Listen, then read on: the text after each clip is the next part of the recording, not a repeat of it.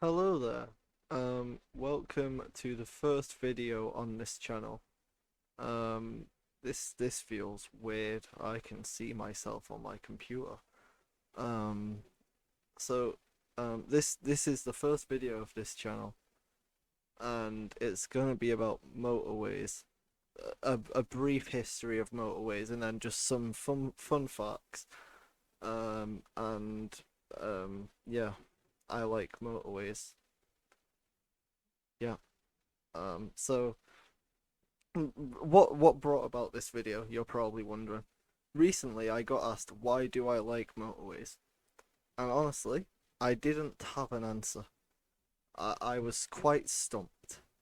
Sent me on a journey, if you would, a path of enlightenment. I needed to discover why I liked motorways. This is why I've spent the past 2 or 3 days going around on my bicycle and looking at some of my favourite motorways to discover why I like them so much. Let's get started. First of all, a brief history on motorways. How did they start? What was the first motorway? Stop right there. I'm going to answer these questions. Questions you never asked, but I'm going to answer them. The first ever motorway to be constructed was the Long Island Motor Parkway in Long Island, New York. This motorway, or highway as they call them in America, was actively used between 1908 and 1938. Nowadays, the motorway isn't fully intact, but some parts have been preserved. If you're wondering, I would love to go and see it. Yeah, it would be cool. It was the first motorway. This motorway was not your traditional motorway as such. It was used for private races because the guy who created it, his son he was big into racing, and he made it so that they could race, but without it without getting like poo on the cars, because obviously back in those days lots of horses were still roaming about.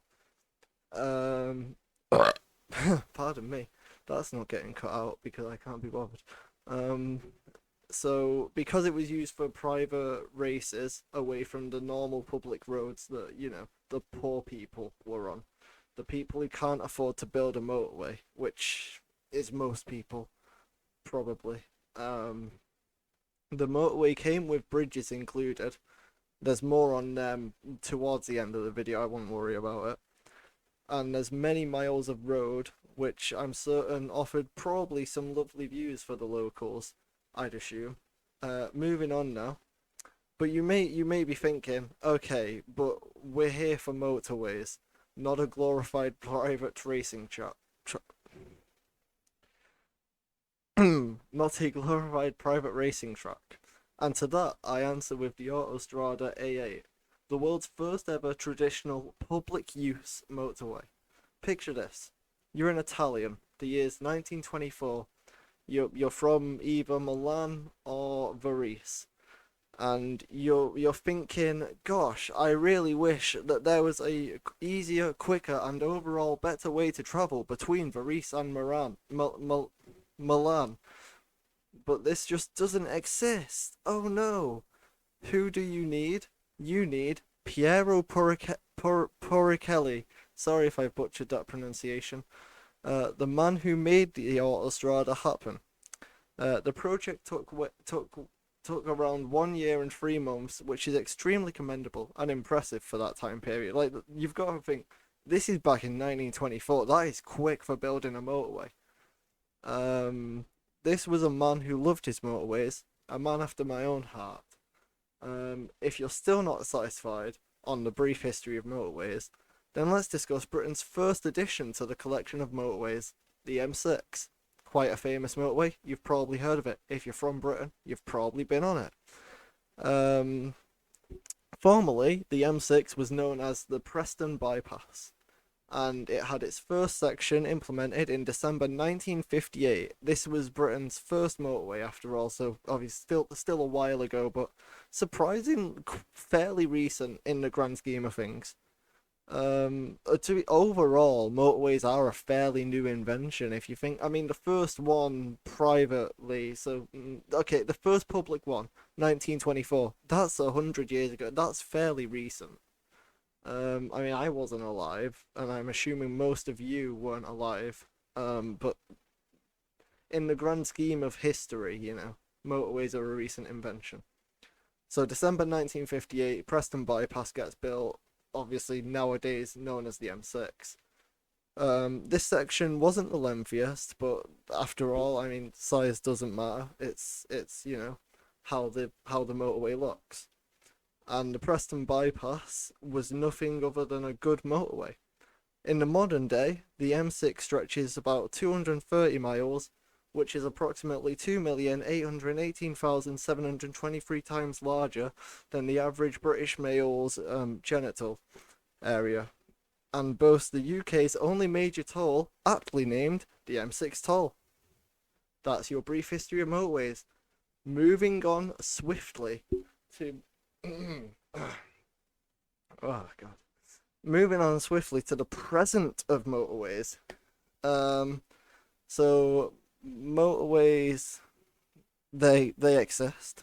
They still exist. They're still a very real thing. There's probably one quite close to you right now, unless you live in the middle of the countryside. Then I don't know what to tell you. You're missing out. But motorways, they're looking promising. Okay, they're built, expanded upon, and changed every day. In a world of ever changing technological advancements, they are now trying to keep up as well. In Norway, just last year, they announced that in the future, the world's first ever 24/7 electrified motorway will be built. You may be saying, okay, what does that mean? We haven't been researching motorways for the past few days. And hold on, that's what I'm about to tell you. Don't get impatient. An electrified motorway is a motorway which allows for electric cars, an ever growing product in the world right now, to automatically recharge while driving over the motorway. Personally, I find this very interesting and exciting as it shows the world really can create solutions to everything, whether it's a problem or not. I don't think anyone's asking for this. Maybe they were, maybe I just didn't realise. Um, but before electric motorways, you had to, charge up the car fully before setting off. And if it, ran out of battery on the motorway, well, yeah, you had to call a tow service. So, I guess it is good. It is good. So cars such as like Teslas and many other brands are available. They can now drive safely on a motorway, well, on electric motorways, and their car will recharge as it goes, which is it's kind of cool, honestly. They can now set off on near to no charge and exit the motorway as if their car had just had a good night's sleep, knowing it had nothing to do the day after. But this is genuinely kind of revolutionary technology, and this will change the way roads and motorways are built forever. I think we will see a major rise in electric motorways in the next, I don't know, 10, 20 years. I think we'll see quite a few built. Um, and this, I think, in general, it will change transport in a whole new way. Because now that we can do this, we can probably do so much with like trains and stuff, right? I mean, I'm just assuming. I don't know for sure, but it's exciting times. Um, let's move on to. Ooh, yeah, let's do the longest motorway next. The longest motorway currently in the world to exist is the Trans-Siberian Highway. Congrats, Siberian Highway. I'm proud of you. That was a bad joke. Ignoring my terrible jokes, we can move on to the facts about this motorway. The Trans-Siberian Highway allows civilians a way to drive between St. Petersburg, Russia, and Vladivostok, Russia. Sorry if I have butchered the pronunciation. I am British. It's kind of our thing to not be good at other languages. The Trans-Siberian Highway is massive, coming in at over 6,800 miles long. That is big. You may be thinking, whoa, that's big. And yeah, it is. Much bigger than many other things on this planet. Um, what if I told you, however, I lied? it never really was the biggest current motorway, you see. For that title belongs to the Australian Highway 1, kind of. You see, it's a strange dispute currently, actually, and it's been going on in the world of motorways for a bit, not that long because the Trans-Siberian Highway wasn't that long until recently, but it's been going on for a few years, and it's 1 minute. Oh, the way it works is because it's depending on depending on how it's measured, the Trans-Siberian is longer, but then depending on how it's measured again, the Australian Highway 1 is longer. Now, if we're talking the traditional way that motorways are measured, the typical way, it's how long the actual stretch of road is that is on the motorway. So it's like, imagine the road starts here, road starts there. Like they just measure that. Or let's say it has swerves, they will measure like, how long it is to do that. So if we measure it that way, which is the traditional way, as I just said, then we get the Trans-Siberian Highway at 6,800 miles, as I said, and Australia's Highway 1, pardon me, at 9,900 miles. So it's quite a bit longer if you measure it the traditional way. I won't delve into the whole debate as it's not quite it gets quite in depth and it's not really my area of expertise on motorways. I mean I'm not an expert on motorways in general, but I know more than the average person probably because who else is researching motorways? And quite frankly, I'm not smart enough to fully understand the debate. But either way, no matter which motorway of the two you back, there's no denying that they are both a heavyweight of the motorway world. Um, Now, we're gonna move on next to the Autobahn, probably the most famous motorway, I would assume.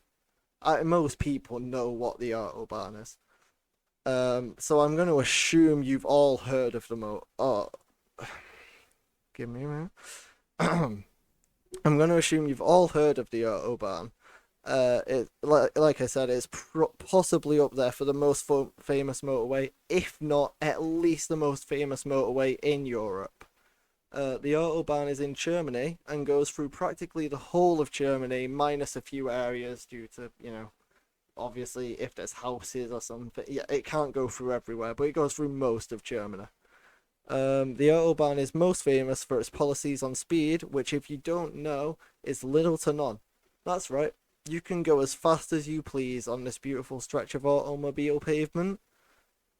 Why have I called it auto? So I'm reading from a script. I don't know why I've written that. Kind of at least. You can kind of go as fast as you want. There is a common misconception that there is a no limit policy, the entire way, 100%. But no, actually. There is something in place to discourage going the maximum speed you possibly can. First of all, some areas do have speed limits. This is typically your, residential area, like places where there's lots of traffic. There's going to be lots of people going on and off. You don't want people going too fast, obviously, for their own safety and others' safety. So there is typically a speed limit in them places. But this only covers about 25% of the autobahn. The other 75% does follow the no limit rule, but this is where the kind of comes in that I mentioned earlier.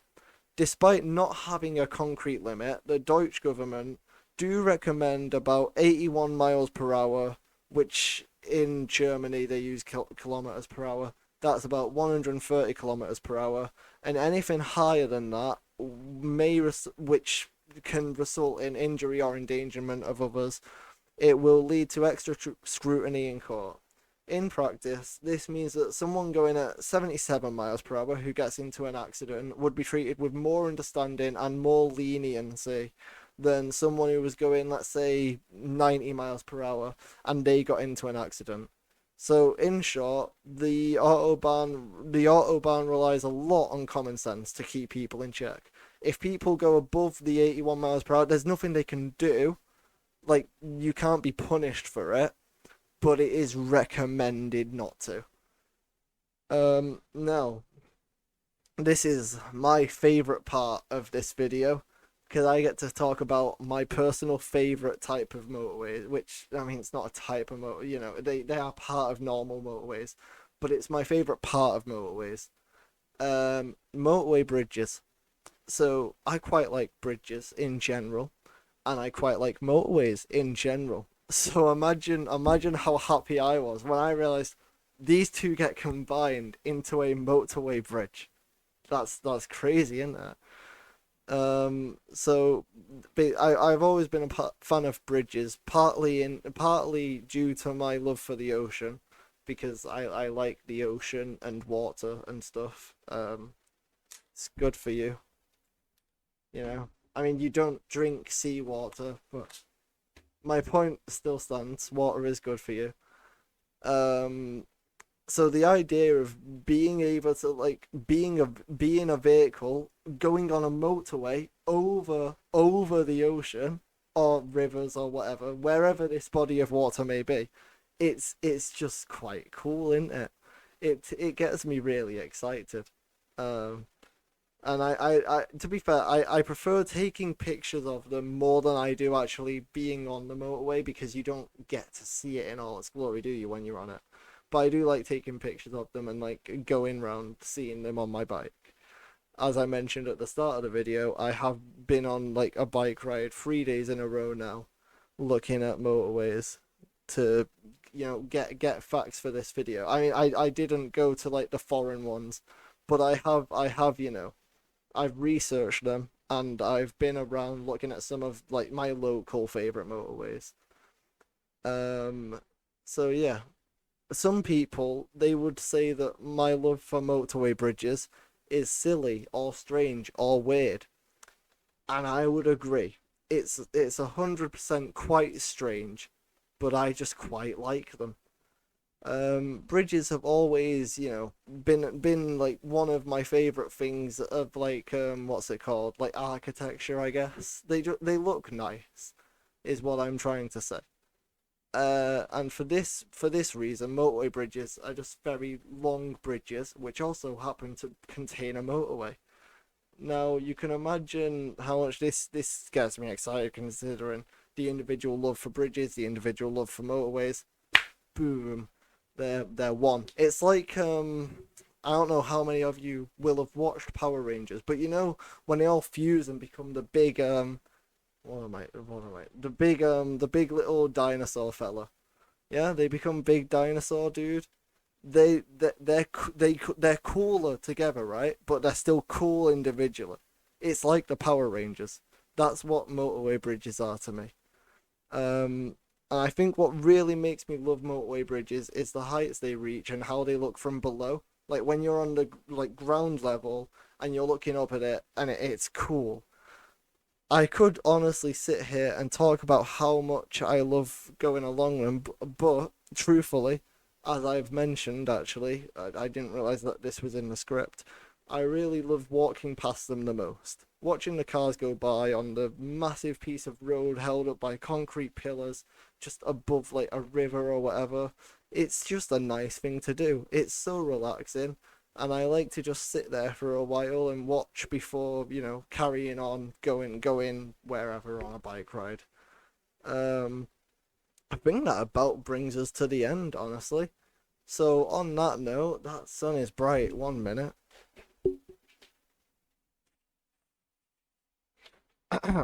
On that note, that is everything that I had to say about motorways today. I may do a follow up video in the future on my personal top 10 motorways. So be sure to let me know if that would be something you'd like. I don't know how many people would want that. But yeah, if you'd like to see that, be sure to let me know, because it's something I'd love to do. Thank you for watching my first ever video on the channel, and be sure to like and subscribe but please only do if you genuinely enjoyed. Do not feel obligated to do so. I know this probably isn't everyone's cup of tea. It's weird. Yeah, I know most people probably don't care. Leave a comment with anything you want me to cover in future videos. If I'm interested, I'll do it. If I'm interested, I'm not just going to do anything random. But thank you and have a good day. And before I go, actually, I've hidden, I think, 3 or 4 like penis jokes in the video. Count them. I don't engagement. You need to get comments or whatever. Yeah, count how many penis jokes you counted. I don't know. Goodbye.